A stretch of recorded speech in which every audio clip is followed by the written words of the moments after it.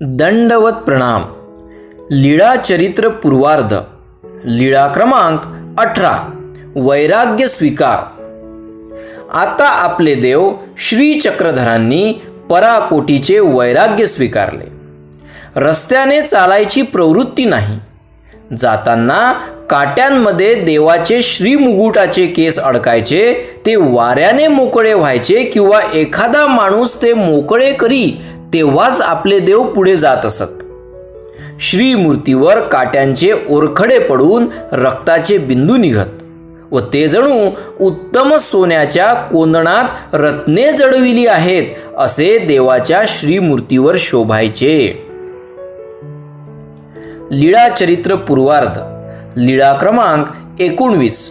मुक्ताबाईंची भेट।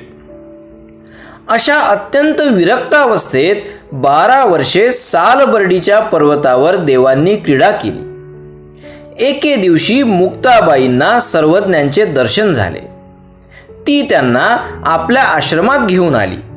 वनपुष्पाने तिने देवांची पूजा केली। कंदमुळे फळांचे जेवण दिले। सर्वज्ञांनी दिलेल्या सामर्थ्यामुळे तिला अकृत्रिम संचारी आनंद येऊ लागला। ती हर्षाने म्हणाली, जीजी, इतके दिवस तप केले त्याचे फळ आज झाले जी। लीळा चरित्र पूर्वार्ध। लीळा क्रमांक 20। कुंतलापूर म्हणजेच काटोलला श्री चक्रपाणी महाराजांच्या शिष्याची भेट। सर्वज्ञ कुंतलापूर आताचे काटोल या ठिकाणी भिक्षेसाठी नगरात गेले। तेव्हा श्री चक्रपाणी महाराजांचे एक शिष्य तेथे राजगुरू म्हणून राहत होते। त्यांनी माडीवरून सर्वज्ञांना पाहिले आणि आपल्या शिष्यांकरवी सर्वज्ञांना बोलविले। सर्वज्ञ तेथे गेले। त्याने म्हटले, अशा सुंदर देहाची उपेक्षा का केली? सर्वज्ञ गप्पच होते। मग त्याने मनाशी म्हटले, पुरुष हट्टी दिसतात, म्हणून सर्वज्ञांना विनंती केली, जीजी, माझ्याजवळ वयस्तंभिनी नावाची विद्या आहे। त्या विद्येने शरीर नेहमी ज्या अवस्थेत विद्या स्वीकारली त्याच अवस्थेत राहते, तरी ती आपण स्वीकारावी जी। मग सर्वज्ञांनी ती विद्या स्वीकारली व विद्येचे 1000 वर्षांचे आयुष्यही स्वीकारले। ही लीळा पूर्वार्धात भक्तजनांना सांगताना महदाईसांनी विचारले, जीजी, आपण विद्या स्वीकारली त्यामुळे त्याला कुठला लाभ झाला हो? सर्वज्ञ म्हणाले, बाई, त्या राजगुरूची विद्या अपूर्ण होती, ती पूर्ण झाली। लीळा चरित्र पूर्वार्ध।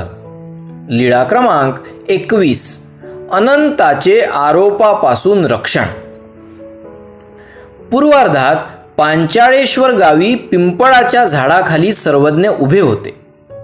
आपे गावचा एक ब्राह्मण अनंतदेव, त्यावर अनैतिक संबंधांचा आरोप आला होता। त्यामुळे गावकरी त्याला मारण्यासाठी त्याच्या पाठी लागले। अनंतदेव पुरात उडी टाकून पलीकडच्या काठावर सर्वज्ञांजवळ आले व त्यांच्या दर्शनामुळे त्यांच्यावरील गावकऱ्यांची रोषबुद्धी निवर्तिली। सर्वज्ञास गुंफा करविण्याची प्रवृत्ती होती। देवांनी त्याला विचारले, तुमच्याजवळ कुदळी पावडे आहे का? त्याने सांगितले, जीजी, आहे, परंतु माझ्यावर आरोप आल्यामुळे गावकरी मारण्यासाठी पाठी लागले होते, परंतु मी आपल्याजवळ आल्यामुळे ते पलीकडेच थांबले व आता कुदळी पावडे घेण्यास जर मी गावात जाईन तर ते मला मारतील।